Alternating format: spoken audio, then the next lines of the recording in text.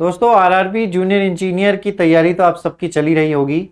13 दिसंबर से लेकर 17 दिसंबर के बीच में 3 दिन एग्जामिनेशन है, 13 दिसंबर, 16 दिसंबर और 17 दिसंबर। लेकिन हमें यह भी नहीं भूलना है कि पीजीसीआई डिप्लोमा ट्रेनी में भी बहुत अच्छी खासी वैकेंसीज हैं इलेक्ट्रिकल इंजीनियरिंग कैंडिडेट्स के लिए।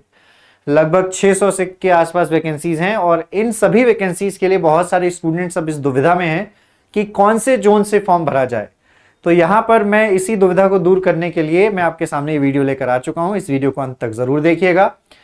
पीजीसीएल डिप्लोमा ट्रेनी के 2023 के एक बार वैकेंसीज को एनालिसिस करेंगे और कट ऑफ को एनालिसिस करेंगे तो आपको काफी चीजें क्लियर हो जाएंगी। आपका जो डाउट है वो क्लियर हो जाएगा। मैं 2023 का एक बार आपको दिखा देता हूं। 2023 में जो नंबर ऑफ वैकेंसीज थी, ये एडवर्टाइजमेंट नंबर CC06/2023 है, ध्यान रखिए, और ये 1 सितंबर 2023 को आया था। यहां पर अगर आप वैकेंसीज पर जाएंगे, नंबर ऑफ वैकेंसीज पर, तो नंबर ऑफ वैकेंसीज पे आप देखेंगे NR1 में 71 नंबर ऑफ वैकेंसीज थी आपकी। और अगर आप आगे ऑब्जर्व करोगे तो यहां पर आप देखोगे कि NR2 में आपकी 12 वैकेंसीज हैं, NR3 में 42 वैकेंसी है, ER1 में 30 है, ER2 में 16 है, NER में 12 है। और भी अगर हम नीचे की तरफ जाएं तो हम देख पाएंगे ये SR1 में आपकी 38 है, SR2 में 40 है, WR1 में 35 है। इसके बाद अगर WR2 में जाएं तो 35 है, ओडिशा प्रोजेक्ट्स के लिए 8 है, और जो सेंटर है वो यहां पर 5 वैकेंसीज हैं, जो हरियाणा सेंटर है। तो यहां पर जो टोटल नंबर ऑफ वैकेंसीज के अकॉर्डिंग जो कट ऑफ गया था, मैंने कट ऑफ को एनालिसिस किया। ये जो कट ऑफ है ये उसी का कट ऑफ है, जैसे कि आपको मैं दिखा देता हूं। ये 21 मार्च 2024 को आया हुआ with reference to advertisement number CC06/2023 dated 1st of September 2023, computer based test conducted on 5th December and for that cutoff is released।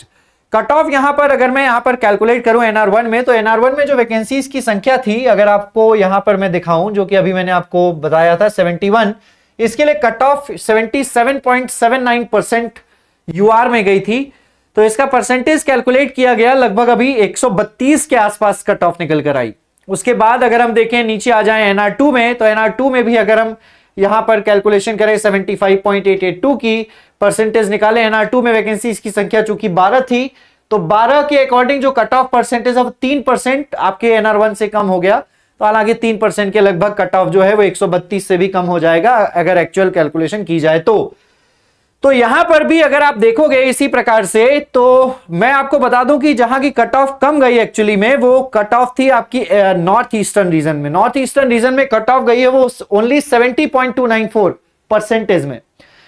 तो यहां पर अगर आप SR नॉर्थ ईस्टर्न रीजन पे आ जाते हैं, तो जो जनरल की वैकेंसीज थी टोटल, वो थी 8, टोटल वैकेंसीज थी 12, और 12 में 8 वैकेंसीज के लिए कट ऑफ 70% के आसपास गई ऑफ 170 मार्क्स। तो देखा जाए यहां पर तो 119 के आसपास की कट ऑफ बनती है, 119 के आसपास की कट ऑफ बनती है। तो आप ये समझिए कि अगर हम 2023 के हिसाब से देखें, तो 2023 के हिसाब से जो कट ऑफ है 119 120 के आसपास की cut off north eastern region की रही है।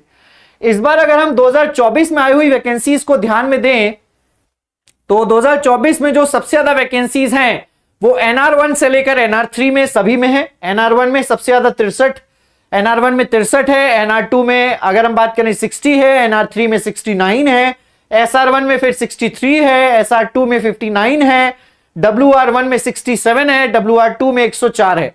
देखो जहां पर कैंडिडेट्स जहां तक सरवाइव कर सकते हैं, मैं बात करूं जहां तक कैंडिडेट्स जा सकते हैं, वहां पर रह सकते हैं, वहां पर cut off number of vacancies के अकॉर्डिंग ज्यादा भी है। क्योंकि अगर आप देखोगे NR1 की कट ऑफ, तो NR1 में बहुत वो रीजन आ जाते हैं, जैसे दिल्ली हो गया, दिल्ली के आसपास का रीजन NR1 में आ जाता है। NR1 में अगर आप देखेंगे तो मैं आपको दिखा भी देता हूं, NR1 में जो रीजन आ जाता है वो Delhi, Rajasthan, part of Uttar Pradesh, part of Haryana, part of Uttarakhand आ जाता है। तो यहां की कट ऑफ ज्यादा है। अगर आप WR2 में भी जाएंगे तो WR2 की जो रीजन है वो गुजरात है, पार्ट ऑफ मध्य प्रदेश है। WR2 में चूंकि सबसे ज्यादा वैकेंसीज देखी आपने 104, तो यहां पे नंबर ऑफ कैंडिडेट्स भी ज्यादा अपीयर होंगे और ज्यादा कट ऑफ जाने के चांसेस हैं।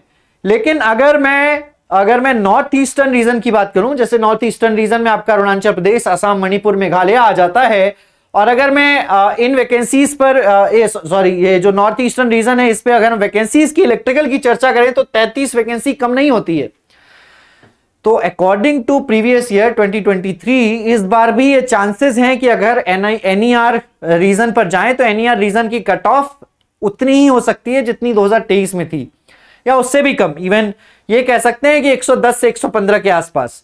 तो वो भी पेपर पर डिपेंड करता है, वो भी नंबर ऑफ कैंडिडेट्स पर डिपेंड करता है, पेपर कैसा आता है। हालांकि पेपर एक्सपेक्टेड है कि इजी ही आएगा, क्योंकि जब से सारे जोन्स का पेपर एक साथ होने लगा है तब से पेपर इजी ही जो है वो बनाया जा रहा है पीजीसीआईएल की तरफ से।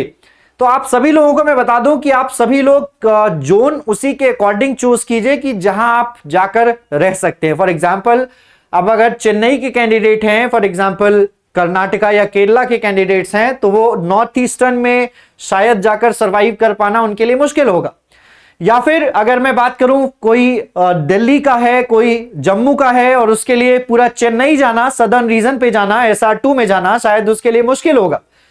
तो मैं यही कहूंगा कि कैंडिडेट्स अपने आसपास के जोन को ही प्रेफर करें, और टेस्ट सेंटर भी बहुत दूर रहेगा, क्योंकि अगर आप इसके पेज नंबर 8 पर आ जाते हैं, मैं यहां पर आपको पेज नंबर 8 पर लेकर चलता हूं। तो पेज नंबर 8 पर अगर आप आ जाएंगे तो आपको सेंटर्स भी दिए गए हैं। इसी पर पेज नंबर 8 पर आप देख सकते हैं कि आपको सेंटर भी बता दिया गया है कहां कहां पर रहेगा।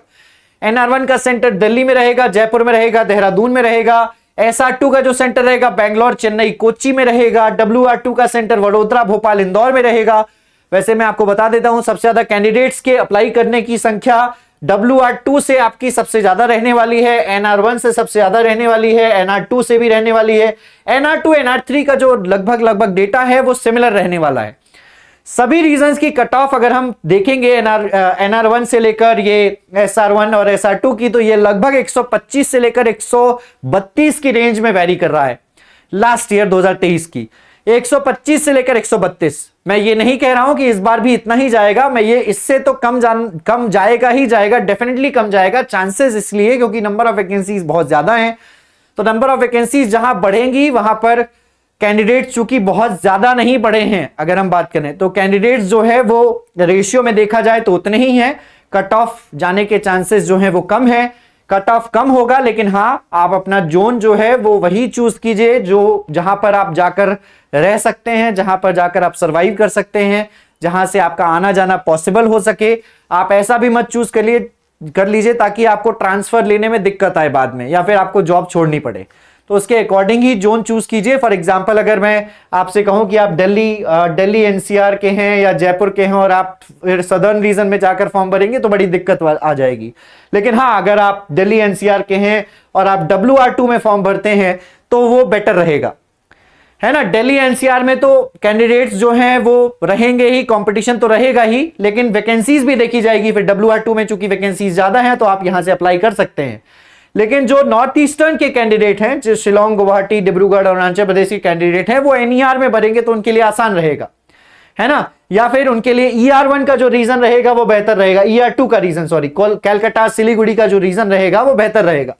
तो इस प्रकार से आप अपने जोन को सिलेक्ट कीजिएगा। यहां पर कोई मैं ये नहीं कहूंगा कि एक सेफ जोन है, एक डेंजर जोन है, हाँ, लेकिन फिर भी नंबर ऑफ वैकेंसीज के अकॉर्डिंग देखा जाए तो मैं सेफ जोन को SER कहूंगा, नॉर्थ ईस्टर्न रीजन कहूंगा, SER नहीं NER कहूंगा, क्योंकि NER में कट ऑफ कम जाने के चांसेस हैं। लेकिन फिर वही बात है कि आप अगर वेस्टर्न रीजन से बिलोंग कर रहे हैं, WR1 से, नागपुर मुंबई से बिलोंग कर रहे हैं, तो आपके लिए जाना जो है वो थोड़ा सा टफ हो जाएगा।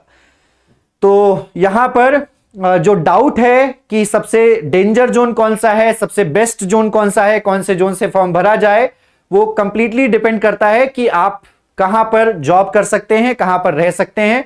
कट ऑफ लगभग सिमिलर रहती है, 125 से 132 लास्ट थी, तो इस बार भी एक्सपेक्ट की जाएगी कि अगर वैकेंसीज बढ़ी हैं तो 120 के आसपास रहेगी। वो भी पेपर और नंबर ऑफ कैंडिडेट्स पर डिपेंड करता है। 120 के आसपास रहेगी, लेकिन 120 लाना भी कोई बहुत मुश्किल की बात नहीं है, क्योंकि जो टेक्निकल है वो काफी आसान आता है और जो नॉन टेक्निकल पोर्शन है वो भी जहां यहां पर कुछ ज्यादा ही 50 नंबर का एक इंपॉर्टेंट वेटेज रखता है। और 50 नंबर में अगर आप 25 से 30 नंबर भी ले आते हैं तो कोई बहुत बड़ा टारगेट नहीं है 120 के आसपास नंबर लेकर आना।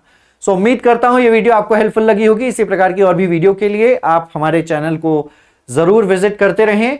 रेगुलर क्लासेस के लिए आप मुझसे सुबह 11:30 बजे जुड़ सकते हैं। मेरी क्लास इलेक्ट्रिकल इंजीनियरिंग की सुबह 11:30 बजे होती है 11:30 पर। आप इस टाइम पर जुड़ सकते हैं। यूट्यूब चैनल यही रहेगा और इस चैनल को सब्सक्राइब करके बेल आइकन प्रेस कर लीजिएगा। इलेक्ट्रिकल इंजीनियरिंग की एक और क्लास 3 बजे होती है, आप उस समय भी जुड़ सकते हैं, दीपा मैम की। उम्मीद करते हैं आपको वीडियो पसंद आया होगा। अगर आप पीजीसीएल डिप्लोमा ट्रेनिंग की तैयारी कर रहे हैं, सारे सब्जेक्ट्स को एक साथ पढ़ना चाहते हैं, तो आप जेई फाउंडेशन बैच से जुड़ सकते हैं। हमारा जेई फाउंडेशन बैच 999 रुपीज में अवेलेबल है, जिसमें आपको completely technical and non technical सब कुछ मिलने वाला है, सिर्फ 999 रुपए। और जो सिलेबस का एक्सपेक्टेड कंप्लीशन डेट है वो भी आपका जनवरी फरवरी के आसपास ही है, और तभी पीजीसीएल ने डेट्स भी दिए हैं आपके एग्जामिनेशन के लिए।